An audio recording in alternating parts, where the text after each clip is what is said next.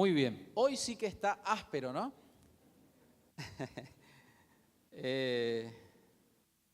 Refiriéndonos al frío, decimos, ¿no? Para los que están ahí siguiendo con la transmisión. Muy bien, hermanos, hoy nos toca seguir con la cuarta serie de este año, que es el Sermón del Monte, o también llamada, o también se puede llamar el Sermón de la Montaña, que hace alusión al lugar donde Jesús se tomó el tiempo para enseñar sobre diversos temas en un mismo mensaje, que no sabemos cuánto tiempo llevó este sermón, pero podemos imaginarnos un poco que Jesús se detuvo con mucho tiempo para poder enseñar cada uno de estos temas que nosotros estamos abordando. Hoy nos toca pureza interior y fidelidad, y así sucesivamente. Después vamos a seguir verdad, mansedumbre y amor radical. Sigue con el próximo título.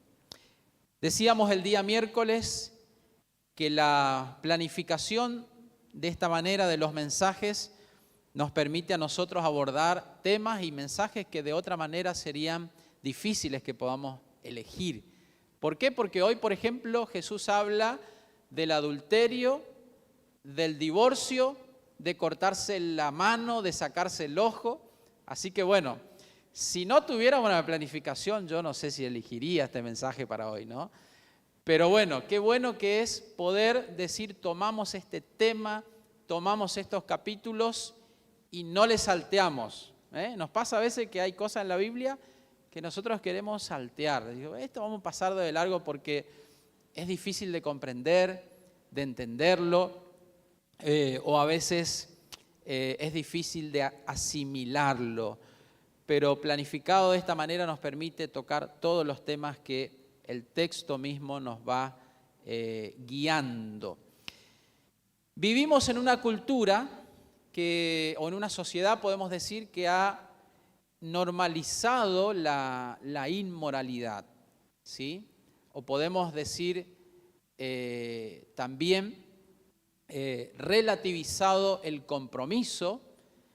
Por ejemplo, lo que antes nos parecía que o algo que hacíamos nos causaba vergüenza por lo mal que hicimos, puede ser que hoy en día en la sociedad donde nosotros vivimos sea un tema de entretenimiento o algo que causa risa, ¿sí? Esa es la sociedad, el ambiente, el contexto donde nos toca vivir a nosotros como iglesia, pero Jesús en el Sermón del Monte vuelve a llevarnos al estándar de Dios, significa algo así como al modelo, a algo más profundo, cuando se trata de poder leer, escuchar los mandamientos del Señor. Por eso el pasaje de hoy, Jesús habla sobre el adulterio, sobre el divorcio, sobre la pureza y sobre, por supuesto, la fidelidad, que es el hincapié que nosotros queremos hacer en esta mañana. Y si alguno de nosotros dice, bueno, no es un tema para mí porque soy soltero, porque todavía no tengo ganas de casarme o sí estoy pensando hacerlo, es un tema para la familia, es un tema que nos involucra a todos y de alguna u otra manera nosotros podemos tener claridad, base bíblica para aconsejar, para guiar, para tener una opinión y una claridad cuando tenemos que orientar a otros con respecto a temas de la familia como el matrimonio, como el adulterio, como el divorcio y como el mismo pecado, ¿sí? Así que es bueno que podamos nosotros hablar como iglesia, como familia de estos y encaminar, en este caso, guiando a nuestros hijos también por el buen camino a tomar la mejor de las decisiones para que ellos puedan hacer también la voluntad del Señor. Lo que Jesús busca en este pasaje de nosotros como discípulos, como seguidores, como hijos suyos, es un corazón limpio. Son relaciones fieles y una vida, por supuesto, como cantábamos hoy, entregada y consagrada al Señor. El primer punto de este mensaje dice: el pecado comienza en el corazón. Y vamos a leer Mateo capítulo 5, versículos 27 y 28, que dice de la siguiente manera: oísteis que fue dicho, no cometerás adulterio. Pero yo os digo, cualquiera que mira a una mujer para codiciarla, ya adulteró con ella en su corazón. Decíamos hoy que Jesús profundiza el verdadero significado de la ley. ¿Por qué la ley? Porque este mandamiento acerca del adulterio aparece dentro de los 10 mandamientos y aparece allí en el Antiguo Testamento, en Éxodo capítulo 20, versículo 14. Bien claro, si no adulterarás, ¿sí? Como parte de los 10 mandamientos más importantes, además de los otros, para el pueblo de Israel, para el pueblo de Dios. Por eso Jesús dice: oísteis que fue dicho. O sea, era algo que ellos ya sabían, ¿sí? Pero los fariseos y algunos pensaban que mientras no se cometía el acto físico, es como que ellos decían: estamos bien. Mientras no nos vean cometiendo el acto mismo de adulterio, como hay un pasaje en la Biblia donde encuentran a una mujer pecando en este sentido y lo llevan a Jesús y le dicen: la ley dice que hay que tirarle piedra, que hay que matarle con piedra, que hay que apedrearle. Y entonces Jesús dice, ¿se acuerdan lo que dice Jesús? El que no tiene pecado, que arroje o que tire la primera piedra. Y la gente comenzó a tirar, a dejar sus piedras y comenzó a irse. En este pasaje Jesús muestra que Dios mira más profundo. Jesús mira las intenciones, Dios mira las intenciones y las motivaciones de nuestro corazón. No solo evalúa nuestras acciones visibles, sino también los pensamientos. Nuestros pensamientos que son para nosotros, que son ocultos y que no sabemos entre nosotros qué es lo que piensa el otro.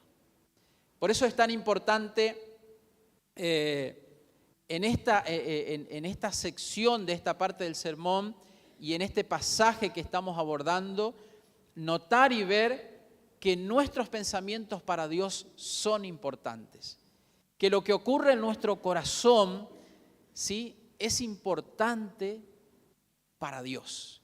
Hay un pasaje que nos anima en esta dirección, que está en Filipenses capítulo 4, versículo 8, que dice: en esto pensad, dice el apóstol Pablo. ¿Se acuerdan? Una lista ahí, como Pablo orientando a la iglesia, diciendo hay cosas que hay que dejar de pensar, pero hay otras cosas en que sí hay que pensar. Dice: todo lo bueno, todo lo amable, todo lo de buen nombre, todo lo que merece alabanza, en eso pensad, ¿sí? Como llevando el apóstol Pablo a la iglesia que estaba allí en Filipos a consagrar la mente y a poder consagrar el corazón. Porque el pecado comienza en el corazón. Cuando nosotros finalmente hacemos algo que se juzga como un pecado, como por ejemplo cuando alguien comete adulterio, comenzó mucho antes. Hubo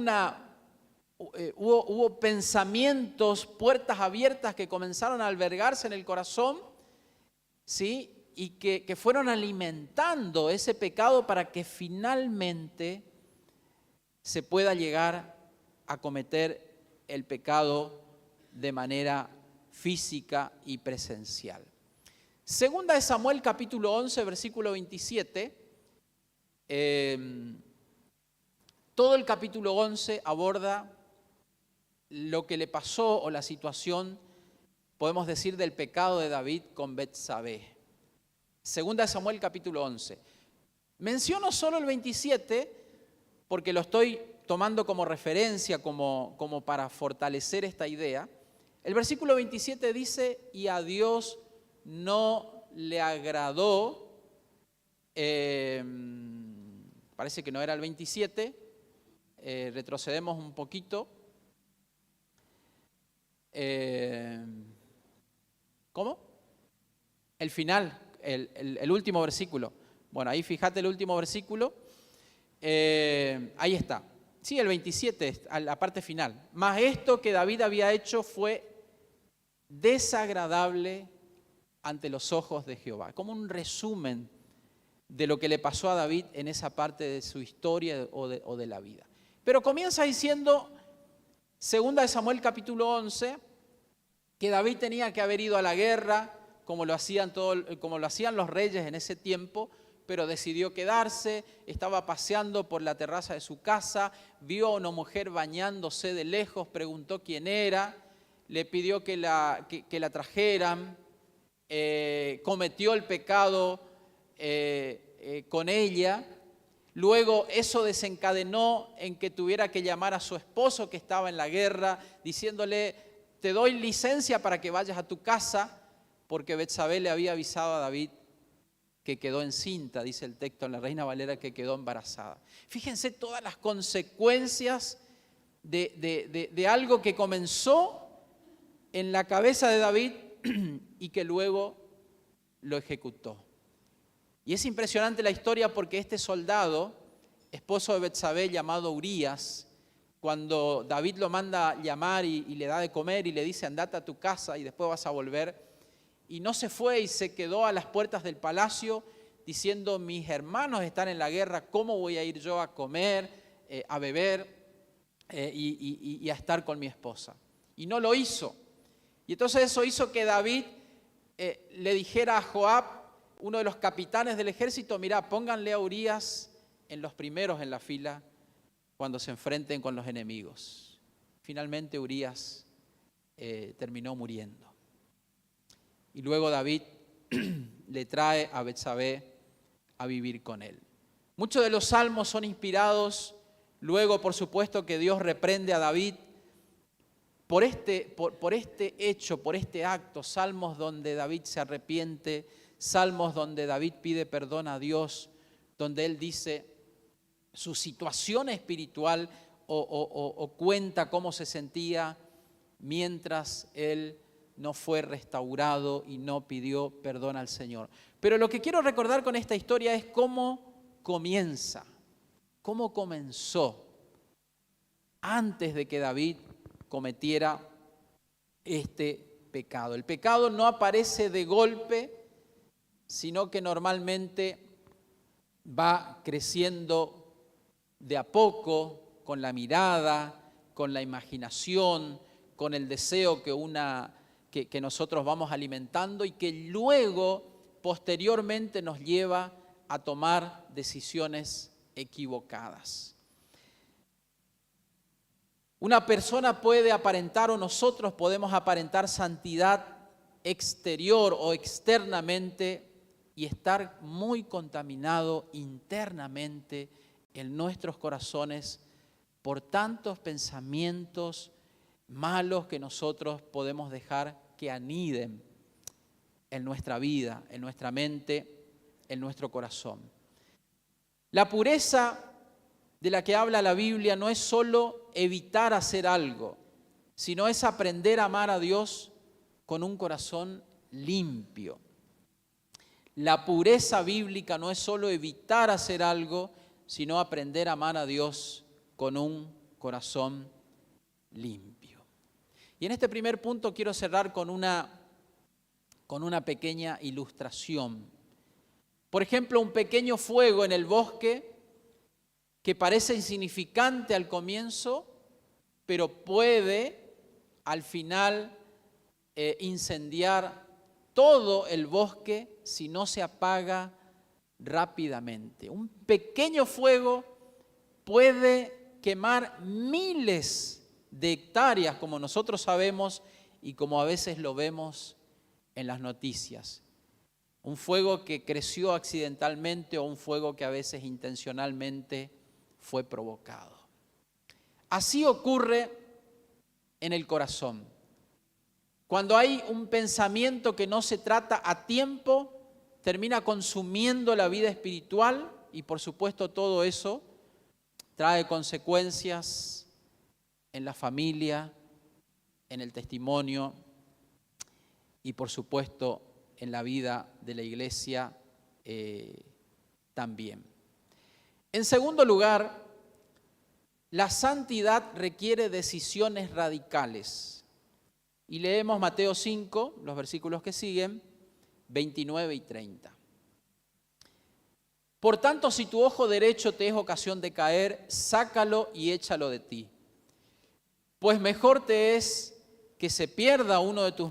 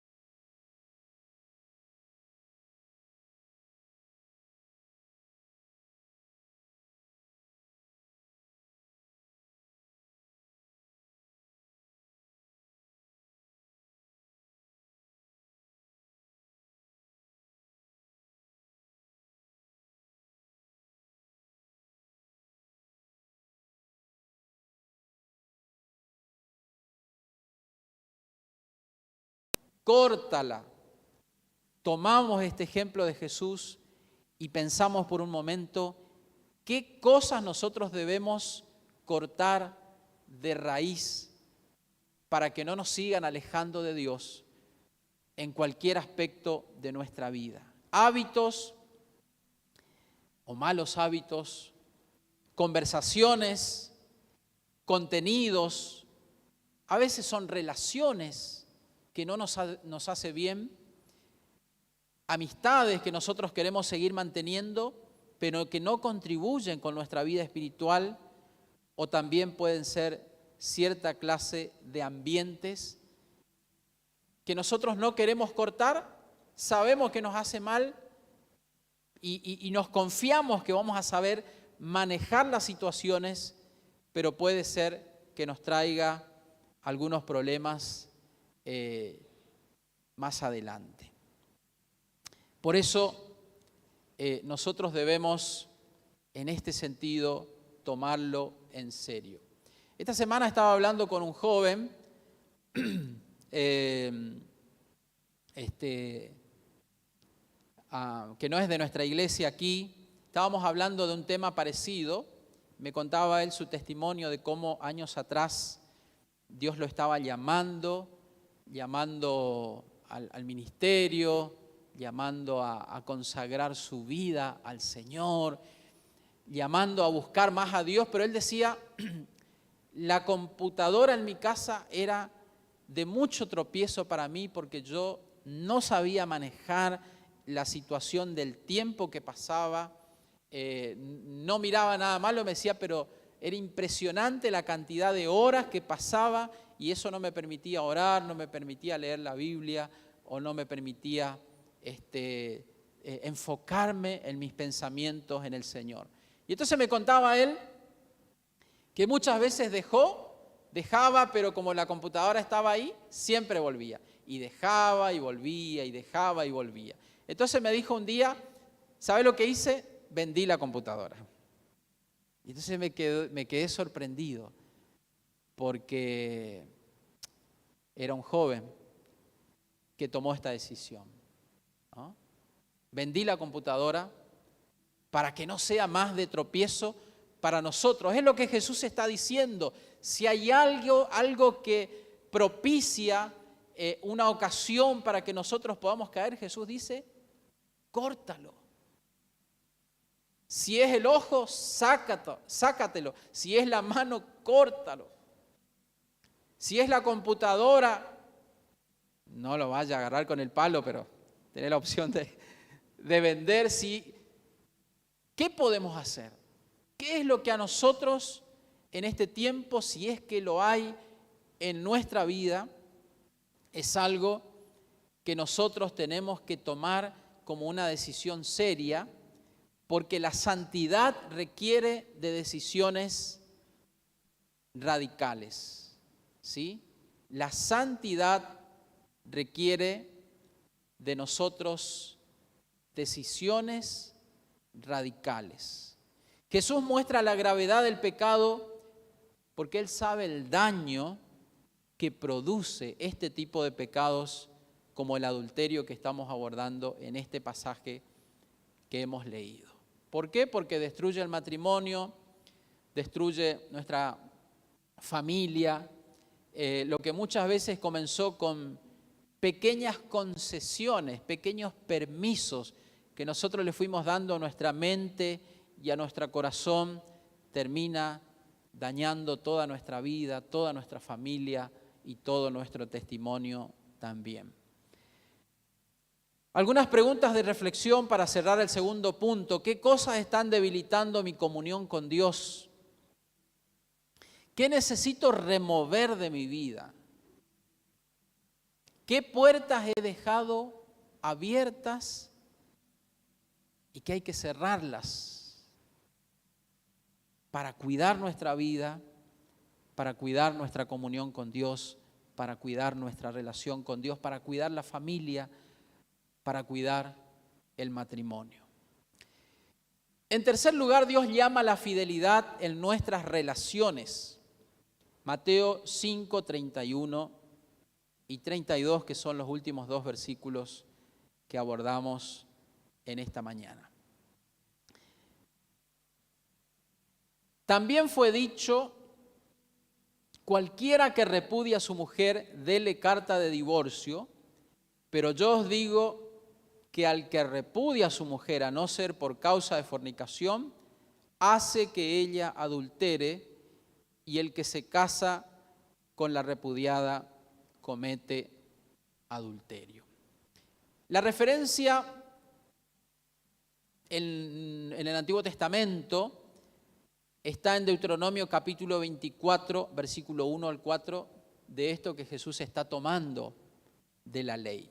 ¿Sí? Así como dijo, oísteis que fue dicho, no cometerás adulterio, también fue dicho, cualquiera que repudie a su mujer, dele carta de divorcio. Y ahí Deuteronomio capítulo 24, del 1 al 4, dice, como parte de la ley, que un hombre podía darle una carta de divorcio, manifestando allí la razón o el motivo por lo que lo hacía, ¿sí?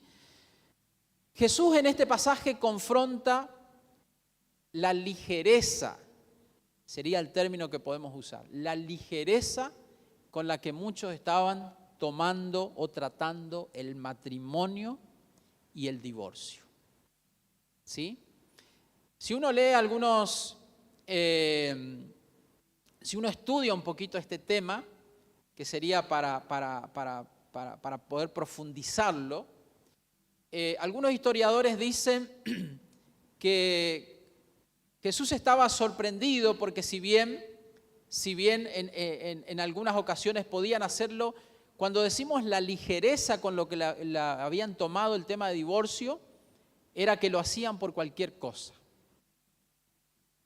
¿Sí? Por exagerar algo, pero que pudo haber pasado muchas veces, un esposo que ya no estaba conforme por cómo cocinaba a su esposa y entonces le daba carta de divorcio. Y Jesús está diciendo, eso no está bien. Eso no está bien. La ligereza con la que muchos trataban el matrimonio y el divorcio. ¿Y por qué no está bien? Porque el matrimonio no fue diseñado para que sea algo o un acuerdo, podemos decir, descartable. Algo que nosotros lo podemos apreciar por un momento y descartar cuando nosotros quisiéramos. Sino que el matrimonio es un pacto santo delante de Dios. Es un pacto sagrado delante de Dios. Y en esta mañana Dios nos está llamando a cuidar el matrimonio, a tomarlo como aquello que es algo sagrado, un compromiso, un pacto de fidelidad que nosotros hemos hecho con una persona y delante de nuestro Dios. En una cultura donde todo parece temporal, Dios sigue valorando la fidelidad en el matrimonio y en el compromiso en todas nuestras relaciones. El adulterio, por supuesto, destruye todo aquello que Dios quiso al principio unir y unirlo para siempre. El pecado nunca afecta solamente a una persona, dijimos hoy, sino que hiere familias, rompe la confianza, el divorcio, que muchas veces se toma tan a la ligera, destruye la vida emocional, el trauma que se genera en los hijos, todo lo que destruye a su paso este tipo de decisiones. Pero Jesús confronta el pecado antes de que siga destruyendo la vida de las personas. Dios quiere hogares sostenidos por la pureza y la fidelidad. Jesús enseña que la salud espiritual del corazón impacta directamente en nuestras relaciones. Por eso en esta mañana hacemos un énfasis especial en la pureza del corazón, porque un corazón contaminado tarde o temprano afecta al matrimonio, afecta a la familia, la forma de tratar a los demás y nuestra comunión con Dios. Por eso la pureza no es solamente un asunto personal, también es una protección para el hogar y para las generaciones futuras. Los matrimonios fuertes no se construyen solamente con emociones. Repito esta frase, los matrimonios fuertes no se construyen solamente con emociones, sino con fidelidad diaria, integridad y el temor de Dios en nuestras vidas y en nuestros corazones. Cuando una persona aprende a cuidar su corazón delante de Dios, también aprende a cuidar a su esposa, a su esposo, a sus hijos y a toda la familia. Por eso qué importante que es poder cuidar nuestros corazones. Y en la conclusión de este mensaje decimos, Jesús no solamente vino a cambiar la conducta externa del ser humano, sino vino a transformar corazones. Y este pasaje de hoy nos recuerda, haciendo un resumen, que el pecado comienza internamente, que la santidad requiere decisiones firmes, aquello que hay que sacar de nuestra vida que es de tropiezo. Y en tercer lugar, que la fidelidad es esencial para cuidar el matrimonio, la familia y nuestro testimonio cristiano. Vivimos en una sociedad que trivializa la pureza y debilita el valor del compromiso, pero Jesús sigue llamando a sus discípulos a vivir una vida diferente, una vida íntegra, una vida con un corazón limpio. Y antes de cerrar este mensaje, tal vez alguno de nosotros necesite reflexionar, no porque quizás hayamos cometido un pecado como el que mencionamos hoy, pero estamos luchando con cosas que van en esa dirección. Y quizás para nosotros sea una advertencia tanto para hombres como para mujeres. Quizás sea un tiempo donde nosotros tenemos que reflexionar si hay que cerrar alguna puerta que está debilitando nuestra vida espiritual y que puede llevarnos a consecuencias más graves. Quizás alguno de nosotros deba restaurar su matrimonio o sus relaciones familiares y tomar en esta mañana la firme decisión de caminar en santidad delante de Dios. El Salmo 51:10, cerramos con este texto y lo tomamos como una oración, lo tomo yo para mi vida como una oración y les animo a tomar este pasaje tal como lo es, como una oración del salmista que dice: crea en mí, oh Dios, un corazón limpio y renueva un espíritu recto dentro de mí. Es una oración que nosotros podemos tomarla para nuestra vida en respuesta al llamado que Jesús nos hace en esta mañana a tener un corazón limpio y a ser fieles en nuestras relaciones en el matrimonio y proyectar que la vida de los jóvenes que están planificando construir su familia lo planifiquen sobre esta base: la pureza, la fidelidad, la consagración de la familia delante del Señor. Si quieren ponerse de pie, vamos a orar y oramos algo parecido a lo que dice el salmista delante de Dios en esta mañana. Señor, en este día, también donde se recuerda el Pentecostés y se celebra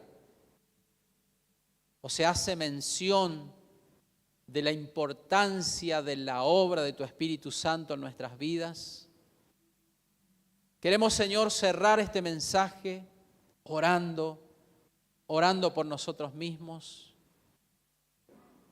en respuesta a tu palabra, Señor, porque tú sabes que somos débiles. Pero, Señor, hemos tenido un llamado en esta mañana a consagrar nuestros corazones, nuestros pensamientos. Señor, queremos consagrar en esta mañana delante de ti nuestros pensamientos y nuestro corazón. Y pedirte, Señor, que nos ayudes a tomar decisiones radicales, como decía el pasaje, cuando hay que cortar algo, cuando hay que quitar algo que no nos permite tener relaciones saludables en el matrimonio, en la familia y en nuestra comunión contigo. Señor, gracias por tu palabra en esta mañana. Oramos por cada familia de la congregación. Oramos por cada matrimonio de la congregación. Para que podamos, Señor, tomar con seriedad y podamos amar a la persona que tú has puesto a nuestro lado con todo nuestro corazón, pero también con todo el compromiso que esto requiere. Padre, oramos por nuestros jóvenes. Oramos por la generación que viene, para que puedan ellos también tomar en serio las decisiones que van tomando, que tienen que ver con el matrimonio y con la familia. Y te damos gracias por tu presencia. Y pedimos que ese Espíritu Santo que sigue obrando en la vida de la iglesia, que sigue trabajando en nosotros, moldeándonos a la imagen de Cristo, pueda trabajar en cada uno de nosotros en este tiempo. Gracias, Señor, porque tu palabra dice en Filipenses 1:6, aquel que comenzó la buena obra en vosotros será fiel en completarla. Señor, sigue trabajando en nosotros, porque lo necesitamos. En el nombre de Jesús. Amén. Amén.